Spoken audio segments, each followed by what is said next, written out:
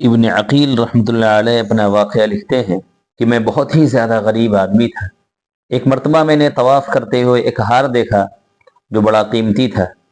میرا دل چاہتا تھا کہ میں اسے چھپا لوں، لیکن میرا ضمیر کہتا تھا ہرگز نہیں، یہ چوری ہے۔ چنانچہ میں نے مطاف میں کھڑے ہو کر اعلان کر دیا کہ اگر کسی کا ہار گم ہوا ہو تو آ کر مجھ سے لے لے۔ کہتے ہیں کہ ایک نابینا آدمی آیا اور کہنے لگا کہ یہ ہار میرے تھیلے میں سے گرا ہے۔ میرے نفس نے مجھے اور بھی ملامت کی کہ ہار تو تھا بھی نابینا کا، چھپانے کا اچھا موقع تھا، مگر میں نے وہ ہار اسے دے دیا۔ نابینا نے دعا دی اور چلا گیا۔ کہتے ہیں کہ میں دعائیں بھی مانگتا تھا کہ اللہ میرے لیے کوئی رزق کا بندوبست کر دے، کوئی ذریعہ میرے رزق کا لگا دے۔ اللہ کی شان دیکھیں کہ میں وہاں سے حلہ نام کی ایک بستی تھی وہاں آ گیا۔ وہاں کی ایک مسجد میں گیا، پتہ چلا کہ چند دن پہلے امام صاحب انتقال کر گئے ہیں۔ لوگوں نے مجھ سے کہا کہ نماز پڑھا دیجیے۔ جب میں نے نماز پڑھائی تو انہیں میرا نماز پڑھانا اچھا لگا۔ وہ کہنے لگے تم یہاں امام کیوں نہیں بن جاتے؟ میں نے کہا بہت اچھا۔ میں نے وہاں امامت کے فرائض سر انجام دینے شروع کر دیے۔ تھوڑے دنوں بعد پتہ چلا کہ جو امام صاحب پہلے انتقال کر گئے تھے ان کی ایک جواں سال بیٹی ہے۔ وہ وصیت کر گئے تھے کہ کسی نیک بندے سے اس کا نکاح کر دینا۔ مقتدی لوگوں نے مجھ سے کہا کہ اگر آپ چاہیں تو ہم اس بچی کا آپ سے نکاح کر دیتے ہیں۔ میں نے کہا جی بہت اچھا۔ چنانچہ انہوں نے اس کے ساتھ میرا نکاح کر دیا۔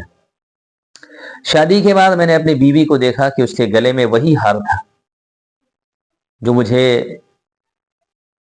طواف مکے میں ملا تھا، اور میں نے اسے نابینا شخص کو دے دیا تھا۔ وہ ہار میری بیوی کے گلے میں تھا۔ اسے دیکھ کر میں حیران رہ گیا۔ میں نے پوچھا یہ ہار کس کا ہے؟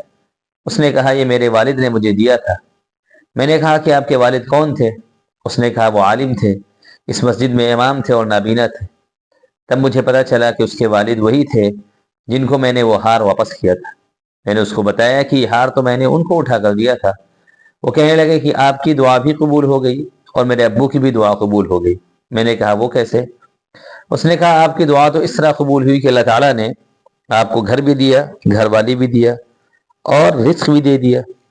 میرے ابو کی دعا اس طرح قبول ہوئی کہ جب وہ ہار لے کر واپس آئے تو وہ دعا مانگتے تھے کہ اللہ ایک امین یعنی امانت دار اور دیانت دار شخص نے میرا ہار مجھے لوٹایا ہے، اللہ ایسا ہی امین شخص میری بیٹی کے لیے خاوند اور شوہر کے طور پر عطا فرما دیجیے۔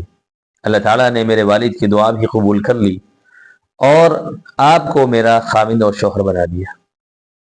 اس واقعے سے کئی سبق ملتے ہیں۔ ایک تو یہ کہ ہمیں غلط راستوں سے اور غلط طریقوں سے مال نہیں کمانا چاہیے۔ جو مقدر میں اللہ نے ہمارے لکھا ہے وہ ہمیں مل کے رہے گا انشاءاللہ۔ دوسرے یہ کہ نیک آدمی جو ہوتے ہیں ان کے کام اللہ تعالیٰ بنا دیتے ہیں۔ یہ نیک شخص نے دعا کیا تھا۔ دونوں آدمی جو نابینا تھے وہ بھی بہت نیک تھے، اور یہ جنہوں نے ہار واپس کر دیا تھا اتنا قیمتی وہ بھی نیک آدمی تھے۔ تو دونوں کی دعائیں اللہ تعالیٰ نے کیسے قبول کر لی۔